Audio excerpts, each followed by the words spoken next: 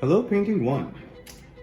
Today I'm going to be showing you how to use the different color relationships to do a realistic study of chiaroscuro when you're drawing objects in color. Now we've done chiaroscuro in black and white, but the trick of doing chiaroscuro in color is just a little bit more complicated because of the way that color reacts to light when it's touched by the light.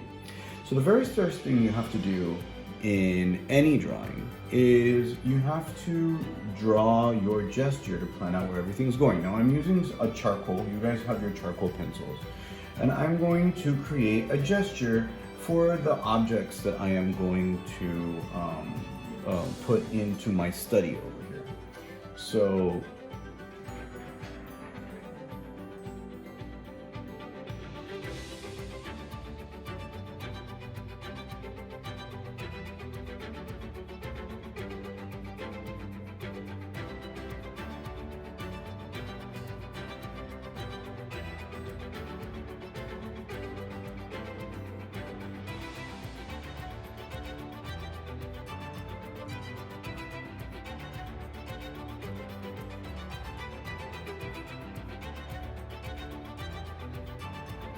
So I've painted in my background, and painting in the background first helps you figure out a couple of different things.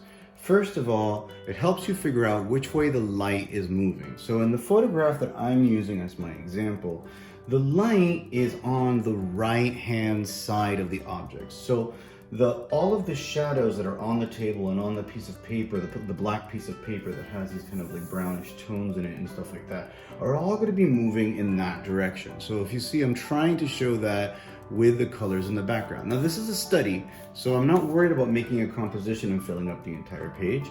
I'm making notes and I'm trying to pay attention to the different aspects of the picture. Now, if you really like how you do this, in between each thing that you draw, you can spray the work with fixative, okay? If you spray the work with a little bit of fixative in between each of the steps, that's just gonna help save the work that you've done as you go. So, and it doesn't take a lot, but just very lightly, you're gonna go over your drawing. And this is workable fixative, so you can keep on adding stuff on top of it. And just very quickly, get that all on there, okay? So before you move on to the next step. So my fixative is now dry. I've given it a couple of minutes, maybe like 3 minutes to kind of dry. And if you see, I touch it and no color comes off on my finger. You know, over here, a little bit comes off, but very little, okay? You know, over here, no color comes off. So, you know, I know that my background for right now is going to stay the way that I have it set up right now. Also, I know that the colors that I'm going to put on top of here are not going to pick up that dust and get contaminated when I add the other colors. So I'm going to start coloring in the objects. So as I mentioned before, I'm going to start with the pyramid shape. Now the pyramid shape in the original work, right, is red. It's being affected by the light on this side, right? And all of its shadows are going in that direction, right? So when an item that is made in color, right, that has color in it gets affected by the light, a couple of different things go on. First of all, where the light is hitting the object the strongest, the color is stronger. We refer to that term as intensity, right? The intensity of the color. So, when I'm putting the color on here, and this is a three-dimensional object with definite sides to it, which is helpful. It's a little harder when it's a round object. But the pyramid shape has definite edges, and each side of the object is a little different in the way that it is put together. Okay, so what I'm going to do is I'm going to paint in the side that's getting in the light, that should have the strongest red. So basically, I'm using my pure red, and I'm going to paint this side in. Now, when I paint this side in,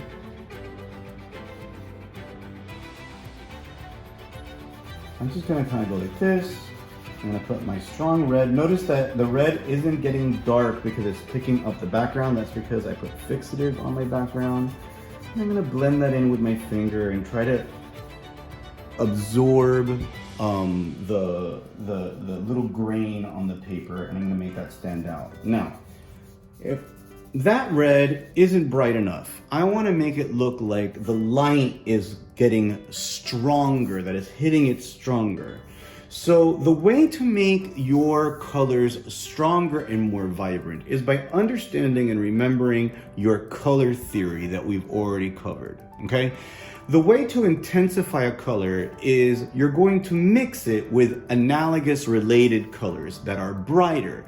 You're not going to make it brighter with white, you're gonna make it brighter with color, okay? So what are the analogous colors of red? I have my little color wheel. What are the brighter analogous colors? Well, we have red, we have orange, we have vermilion, we have yellow. All three of those colors are brighter colors that are analogous to red.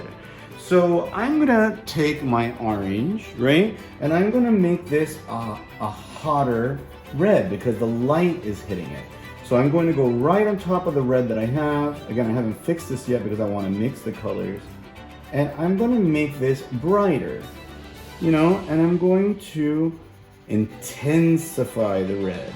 And then using that red dust and blending that in together, I'm going to make that vermilion. I'm going to make that a brighter, hotter, stronger color. I don't think that's bright enough. I'm actually going to add a little bit of yellow. I'm going to go all the way to the next part of the spectrum, okay? So here, where the light is hitting this little corner the strongest, I'm going to add a little bit of yellow, like this, right? And I'm going to start blending that yellow in, and blending it, and picking up the red dust, and making a hotter, stronger kind of orangey color, right? And trying to show that the light is hitting this side of the object much, much stronger, okay? So that the color is vibrant, okay?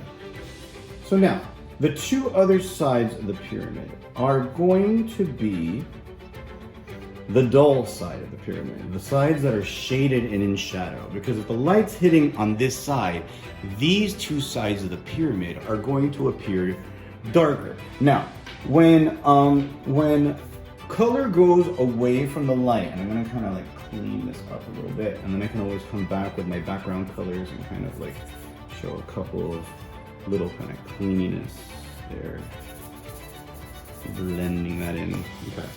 So I'm gonna go back to my red, okay? Now, we talked about how putting analogous color together makes colors stronger, right? But now in the shadows, we wanna make the colors weaker, okay? We wanna take away the strength of the red. We still want it to look red, but we don't want it to be as bright as the side that's getting hit by the light. So if the analogous colors make the color stronger and more vibrant, the complementary color makes it duller and darker, okay? So what I'm gonna start with here, I'm gonna start with this side of the pyramid, and I'm going to draw out the shape, okay? I'm using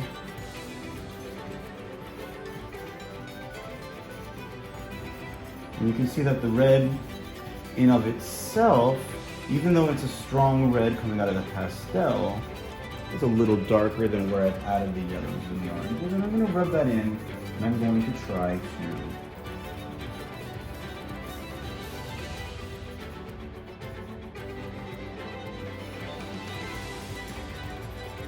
make that stand out like that. Now, that's a very strong red. No one's going to believe that that's a shadow. I have to take away the strength of the red in a small amount of a way, in a small way, right? So that it can look like it's actually shaded, right? So, if, again, the analogous color makes the color vibrant and stronger, right? So the complementary color makes it duller and darker. So I'm gonna add a little bit of green. Red's complement color is green, right? So if I put a small amount of green into the red, I'm going to suck away the strength of the red. So taking my green, I'm gonna come in here, and I'm going to add a small dusting of green into the red, and then taking my red again, picking up that green dust,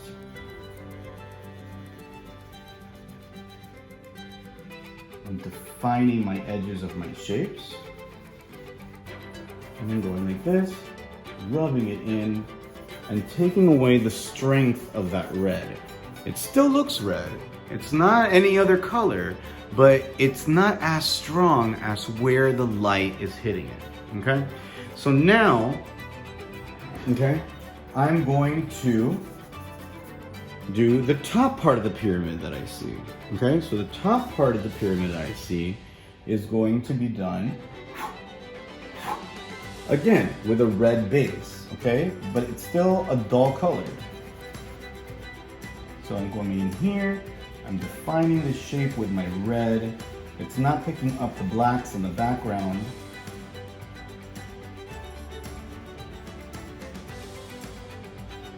Okay. Here we are. Just looking at my picture. And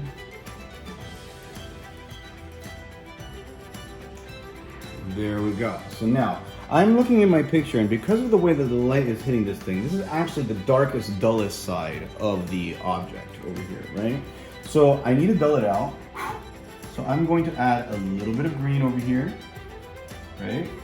I'm gonna mix my green into the red. I'm gonna define my shape. I'm gonna wipe off any excess dust. And then I need that to be actually a little bit darker than the bottom is. So I'm going to add a little bit of black to this side. So I'm adding a little bit of green and a little bit of black. Okay, I'm just kind of a small amount. I don't want to go crazy. Then I'm going to blend it together with the red. Okay, so taking the colors that are there, taking the green and the black that I've put onto there and mixing it together to create the darker top part of this. Okay, you can see how that stands out as being different and darker. Okay, and then now what I'm going to do is I'm going to kind of keep on looking at where the color gets stronger, where the color gets lighter, and I'm going to keep on adding that information until I get it just right.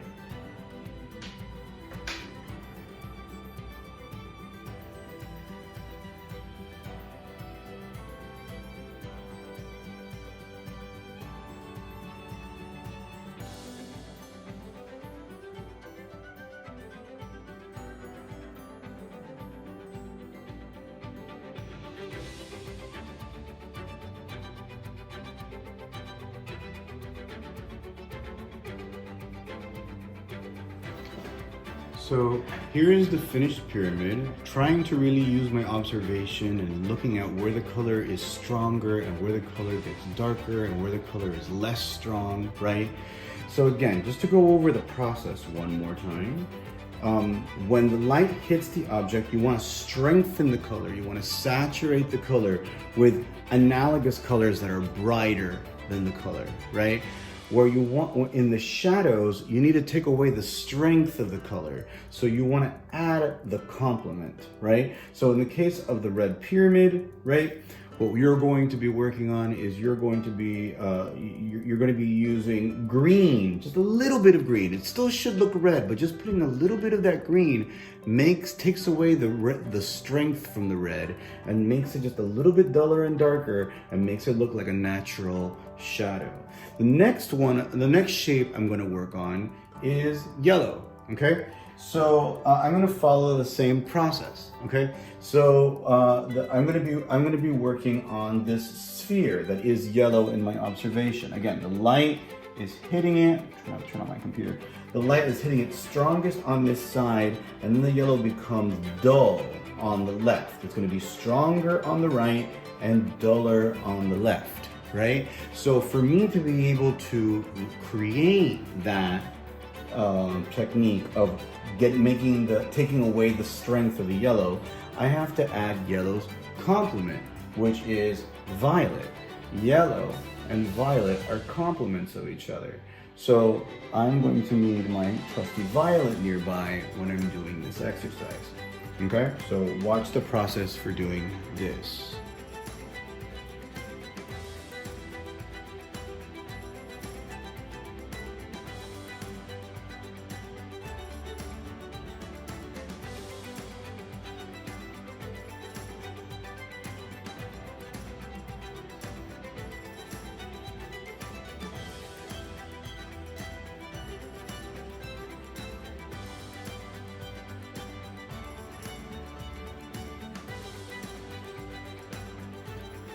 So I just finished the basic setup of the sphere, and you can see how I used the violet in the last time lapse that I just did. The strongest yellow, with maybe a little bit of white in it, right, is saved over here. That's the yellow with the white pastel right there, right? This whole area on this side, the color of the yellow has been made duller. When you dull out yellow, it turns like mustard colored. It gets just a little duller, a little darker, right? And again, I used violet for that. Yellow's complement is violet. So when you put violet into yellow, it will lose its brightness and become less strong, right? And then I just put a little tiny bit of black and a little tiny bit of white. And actually, I could probably use a little bit more white just to finish this off, right? A little bit of a highlight right there just to like make it blend that in. Because if you have white, you always have to have black. That is the balance of optics. That your eye automatically tries to balance the white and the black, right? So we have that. The next color I'm going to do in this little still life of objects, again, using the imagery from our notes that I'm going to be placing on the class notebook, is blue. I'm going to work on this cube over here, just so that you can see an example of how the main three colors are done, right? So looking at blue, where is my, there it is. Okay, so right now, the lightest, brightest blue is on this side because the light is coming in from the left and the shadows are going that way, right? So the lightest, brightest blue is going to be over here. The blue on the top is darker than the right side, but it's still a pretty strong blue, right? The dullest, darkest blue is this left side over here on the bottom. So, because I'm trying to understand color theory, the opposite or complementary color of blue is orange on the color wheel. So the way that I take away the strength of the blue is going to be with the complementary color. So I'm grabbing my blue pastel and I'm gonna get started on that. I'm gonna be grabbing my orange, I'm gonna be grabbing a little bit of white, okay? Those are my basic colors for the blue cube. And we're gonna move on with the time lapse. So I did the whole blue cube and I completely didn't realize that the time lapse wasn't important. So I'm gonna do another blue object, but just so that you know. Here, this is pretty much blue. This is blue with a lot of white in it. And then here, this is blue that has orange in it. And you can see that it looks just darker and duller and feels more like the blue is is not being affected by the light so that it loses some of its power.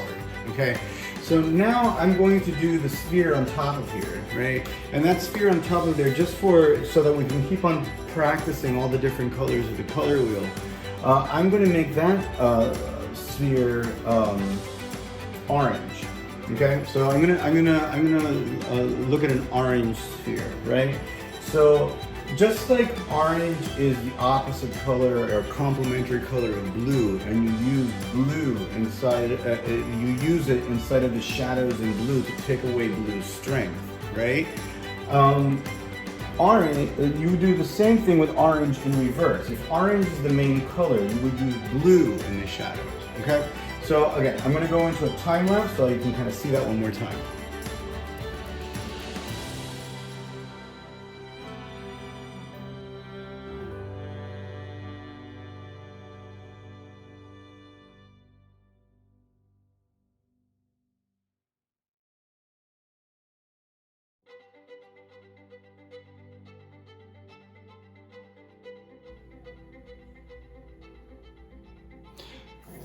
So in the last time lapse, you saw the process that I go through to create the illusion. Again, we're not using black for all of the shadow. We're just using it for like the darkest parts.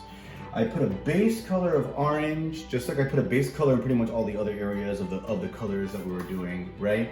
And then using the complementary color. Okay, so orange's complement is blue on the color wheel, right? So putting a little bit of blue into the orange and then blending it in with the orange, trying to create a soft transition from where the strong orange is to where the duller, like darker, not as bright orange is, okay?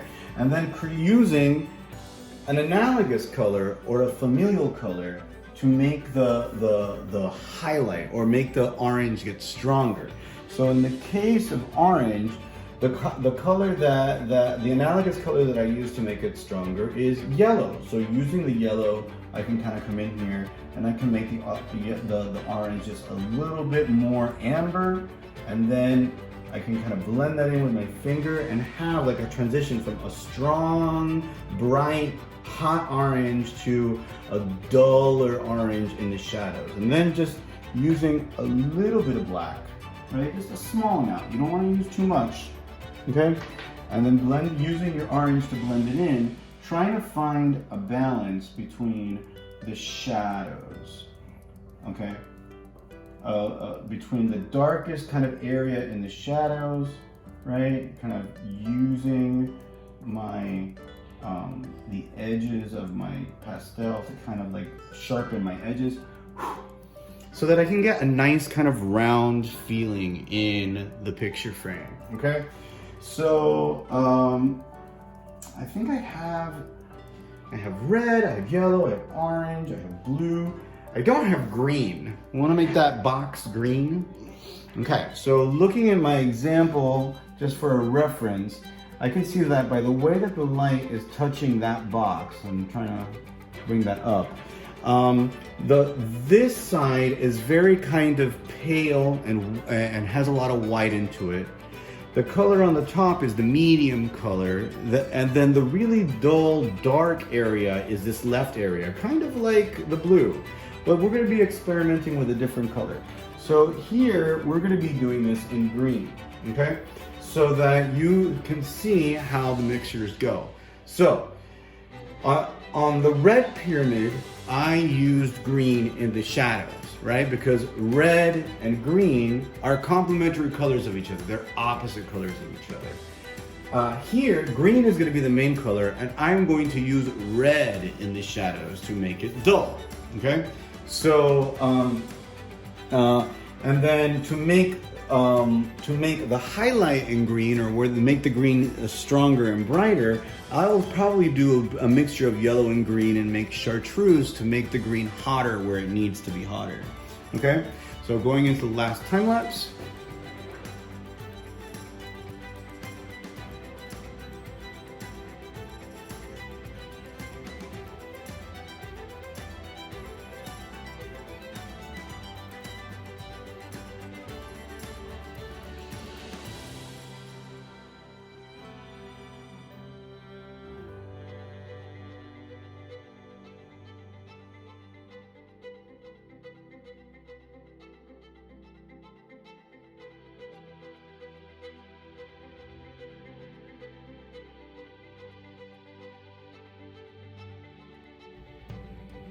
So that brings me to the end of the drawing.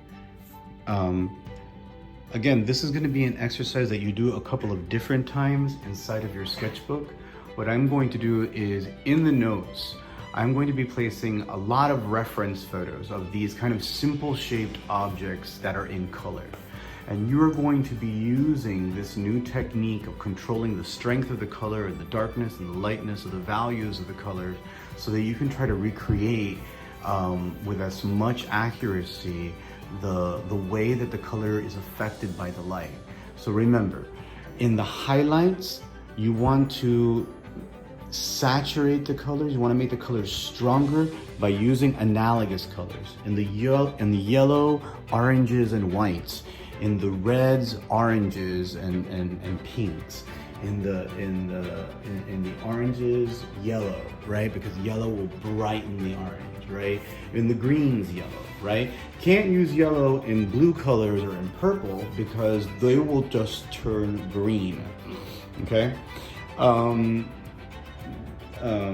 In the shadows, you always want to start by taking away the color's strength to create a shadow. So in the red area, where the red is darker, there is a little bit of green because red and green are complementary colors. In the shadowed area of the yellow sphere, there is violet because violet is the complementary color of yellow, and that makes the yellow kind of dark and mustardy, right? In the green, in this little side over here, the red, and if you notice in the video, I actually started with the red and put the green on top of the red so that the green becomes duller and darker, right? And then in the blue, that's orange. Now, it's counterintuitive because you would think that since orange is such a hot, bright color, how could it make a color darker? But that's because blue is the opposite color of orange. It's stripping away the strength of the color to make the shadow color. So here, this is pretty much blue. Here is blue and white. Here, it's blue and orange. And that's creating the illusion that the light is hitting this side, but not that side, okay? So you are going to create 4 different studies. Each one of these studies takes up an entire page of your sketchbook using the picture references from the notes. Hope you enjoy it.